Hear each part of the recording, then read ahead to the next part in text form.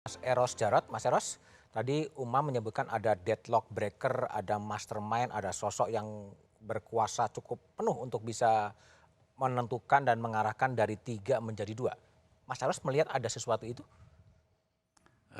Sebelum saya jawab, saya intermezzo sedikit ya. Hmm. Ini, jadi saya dengarkan tadi gitu ya. Hmm. Jadi saya juga pikir ini nih yang namanya pemilu pesta demokrasi ini, Hmm. pestanya rakyat atau pestanya petinggi partai ya, Oh, pusing ya kan. pusing ya? Satu ya itu hanya intermezzo aja. Yang kedua, mungkin judul ini juga kalau kita perhatikan tadi kan sejarahnya sudah Diungkapkan. versi masing-masing gitu ya. Nah mungkin versi saya berbeda gitu ya.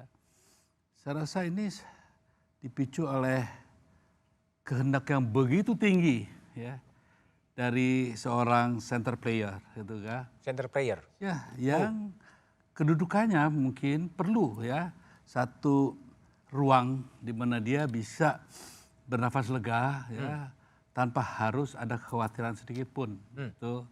Nah, artinya pemilu harus berjalan sesuai dengan apa yang bisa memungkinkan nyaman buat dirinya. Siapa? Ya the center player kan Pak Jokowi. Oke. Ya. Nah, dalam hal ini memang sebetulnya ini kan ada ketakutan yang sengaja dibuat itu ya. Seolah-olah nih kalau nanti hati-hati nih. Ya. Nah, Anies ini juga ancaman. Padahal ancaman yang terbesar itu adalah ketidakpercayaan diri masing-masing ini menurut saya. Ya. Artinya ada hal di mana saya lihat tidak perlulah terlalu Takut. ketakutan dibuat. Dan dua, kita sudah punya pengalaman di 2019. Dua. Apa yang dihasilkan dengan dua pasangan ini. Kan produk yang paling signifikan tuh Cebong sama Kadrun. Ya, terpecah. Ya. Waktu itu pertimbangannya adalah ekonomis. Nah sekarang saya tanya, saya tagih lagi ya, mahalan mana ukuran yang waktu itu kan 23 triliunan gitu ya, Ya. dibandingkan damage atau kerusakan secara ya kehidupan bermasyarakat berbangsa dalam konteks menjaga persatuan rakyat. Itu kan besar sekali, 23 triliun nggak akan mungkin bisa memadamkan itu ya. Nah sekarang mau kita ulangin lagi. Kalau saya pikir kalau ada 5 lebih bagus 5. Ya. Ini 3 mau dipaksakan 2. Itu kan hanya ada satu kelompok elit tertentu ya. Yang menginginkan yakin ya bahwa dengan Ganjar dipadukan dengan Pak Prabowo. Prabowo gitu ya. Pasti menang. Ya. Itu kan itu ya kan. Dan satu putaran. Supaya satu putaran. Ngirit. Satu putaran itu nanti yang berputar siapa? Ya kan itu yang penting lagi dilihat.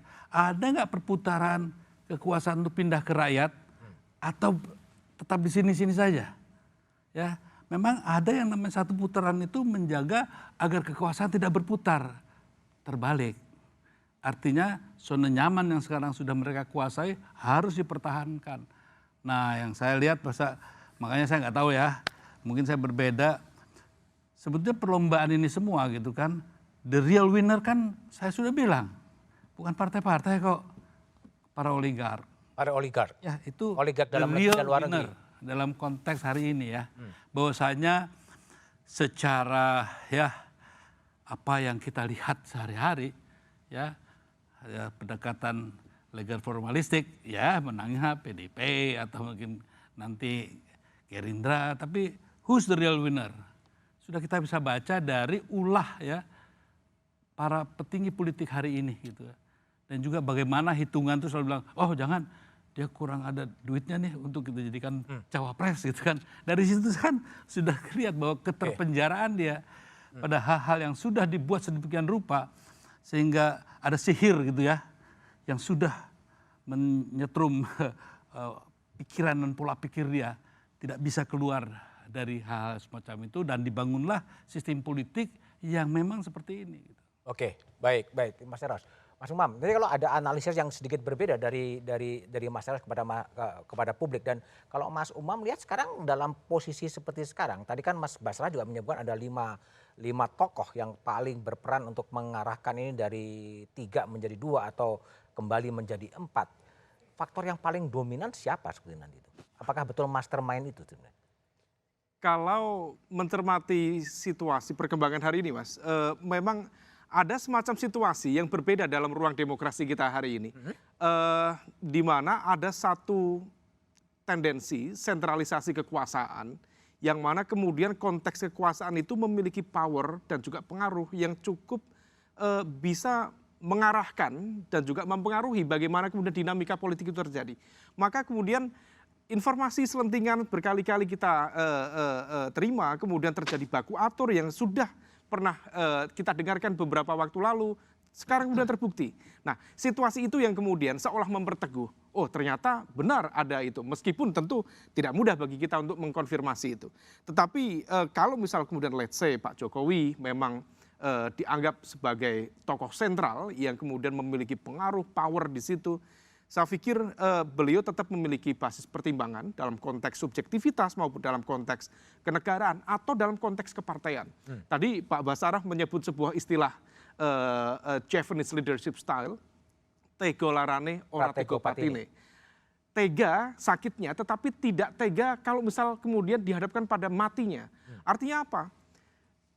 Realitas koalisi per hari ini sangat berbeda dengan awal 2023 yang lalu. Ketika di 2023 yang lalu, mohon maaf, memang pada satu posisi Mas Ganjar relatif pada satu titik elektabilitas yang cukup memadai, cukup mumpuni. Dan PDIP juga kita yakini mampu mengakumulasi basis kekuatan koalisi yang cukup solid. Tetapi di awal itu juga kita juga mendengar akan ada skema pengepungan PDIP. Dan realitas per hari ini seolah Sedang terjadi gitu. terkonfirmasi bagaimana kemudian Pak Prabowo bisa mengakumulasi satu basis kekuatan yang relatif solid dengan akumulasi kekuatan kursi parlemen 45%. Anies Baswedan sebagai challenger, dia bisa mengakumulasikan katakanlah 29%.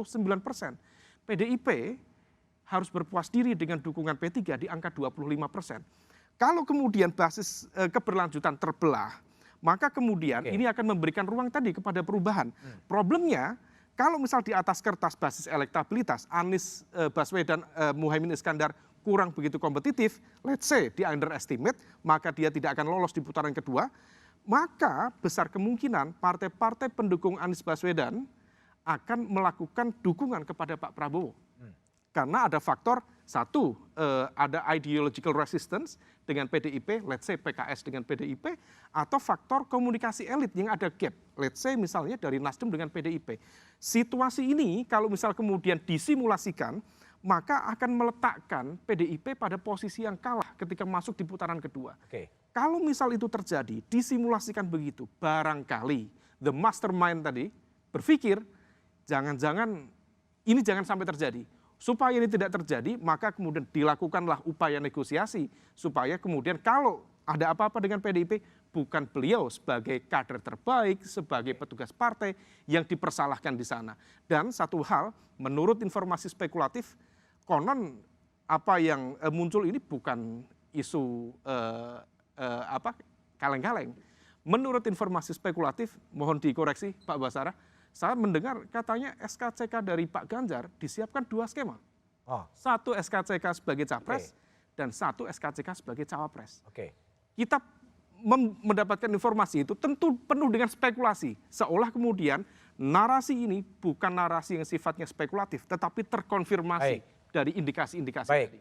Jadi gimana Mas Basarah untuk informasi yang spekulatif tadi?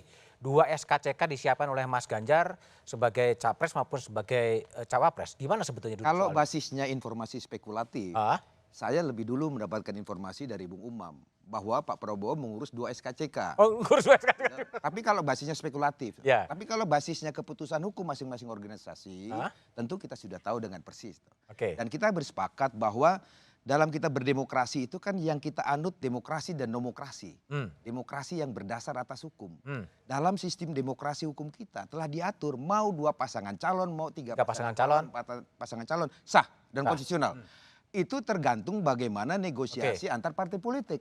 Karena Undang-Undang Dasar kita memang memungkinkan pasal 6A ayat 2 di situ dikatakan calon presiden dan calon wakil presiden diusung oleh partai politik atau gabungan partai politik. Jadi memungkinkan satu partai politik yang memenuhi ambang batas 20%, yang tidak memenuhi ambang batas 20%, dia harus mencari pasangan partai politik yang lain.